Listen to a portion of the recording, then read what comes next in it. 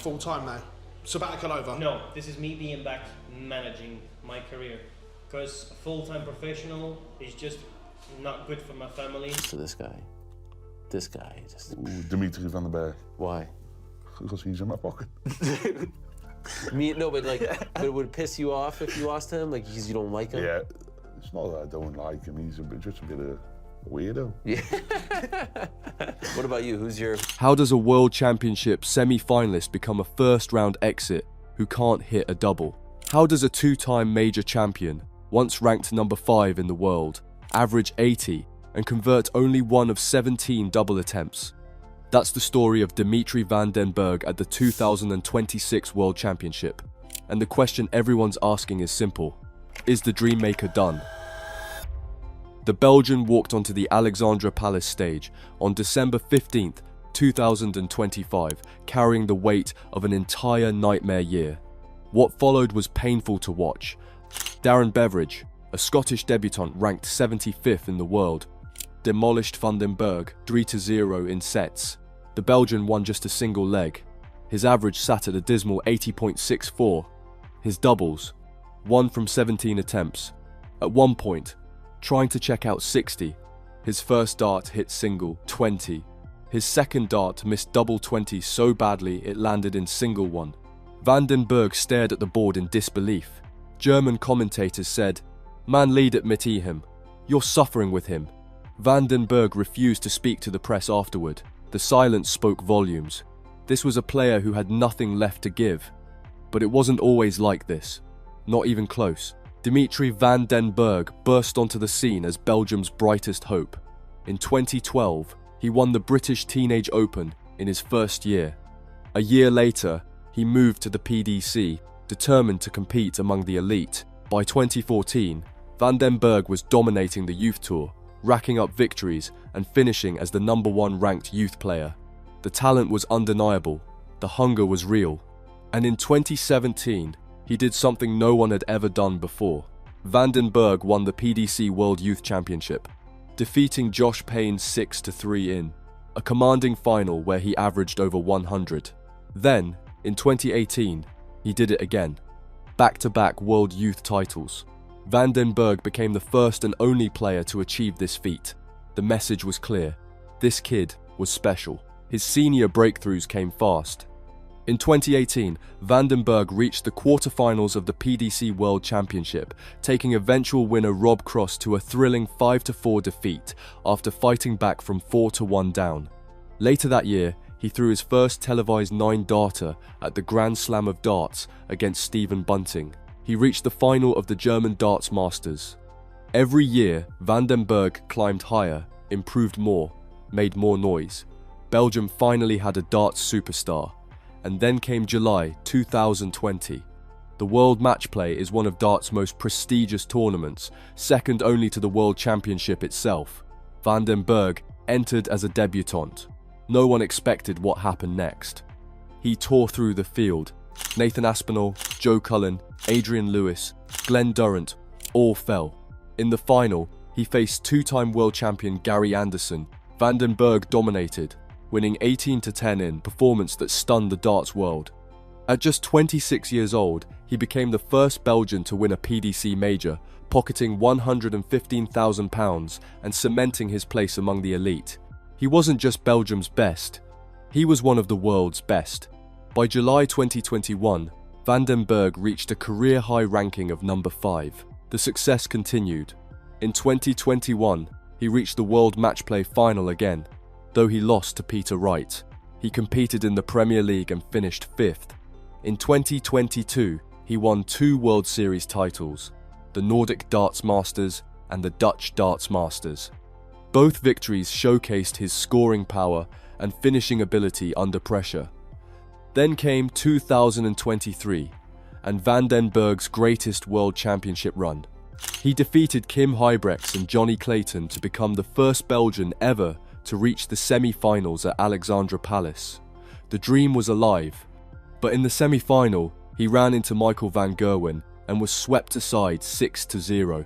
Still, reaching the last 4 was historic. Van den Bergh looked destined for more glory. In March 2024, he delivered again.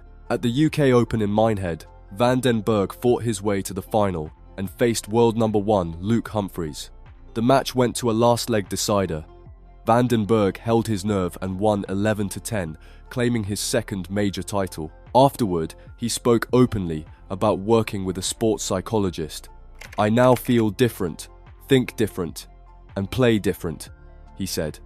Van den Bergh seemed mentally stronger than ever, ready to push for a world championship. But what came next was a collapse no one saw coming. The 2025 season started brightly. In February, Van den Bergh reached the semi-finals of the World Masters, hitting a 9-darter against Michael van Gerwen, along the way only his second ever win against the Dutchman. He lost to Johnny Clayton in the semi-final, but the performance was promising. At the UK Open in March, he reached the last 16 before losing to Michael Smith. Then, in April, everything fell apart. Minutes before he was scheduled to play Jose de Souza at a Players' Championship event, Van den Bergh withdrew. No explanation was given at first, but soon the truth came out.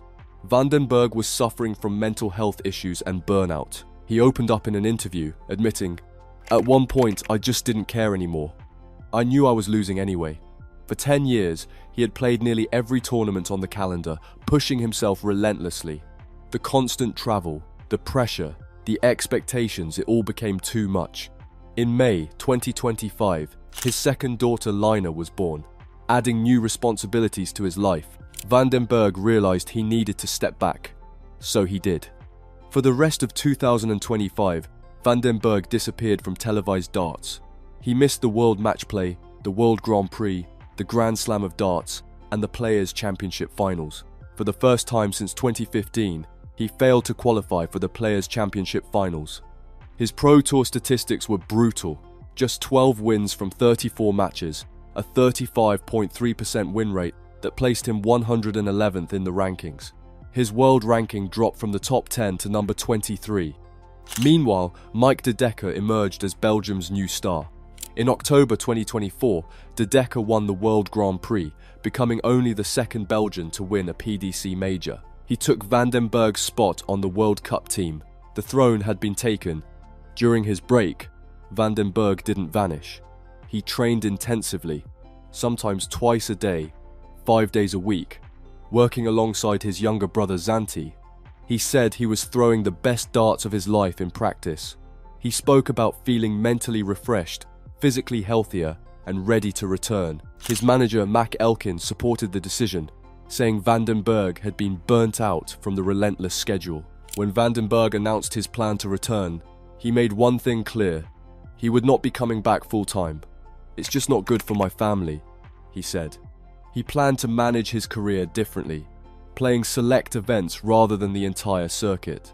The 2026 World Championship was supposed to be his comeback story. Instead, it was a disaster. From the opening leg, Van den Bergh looked lost. He missed doubles by miles. His scoring was weak and inconsistent. In the second leg of the third set, he tried to check out 60. His first dart hit single 20. His second dart missed double 20. So badly, it landed in single 1. He couldn't believe it. Neither could anyone watching. Van den Bergh's body language told the story.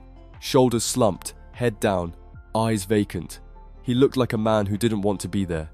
German commentators said, "He's having trouble on 3 fronts. Scoring? No.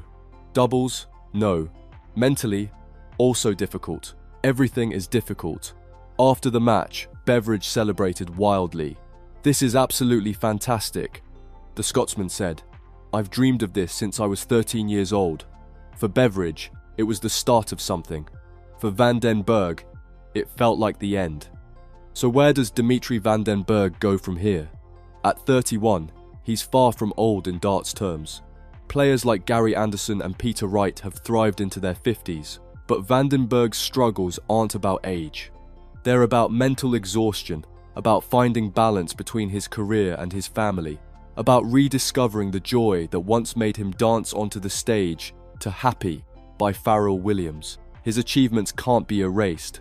2 major titles, back-to-back World Youth Championships, Belgium's first PDC major winner, a World Championship semi-final, Those accomplishments will always be part of his legacy.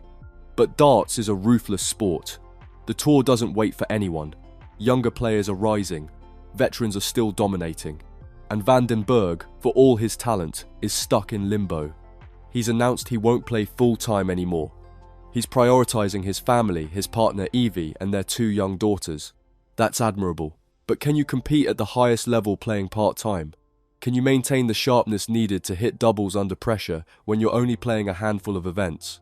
The evidence from the 2026 World Championship suggests the answer is no. Van den Bergh said before the tournament that he felt prepared, that he believed in himself again.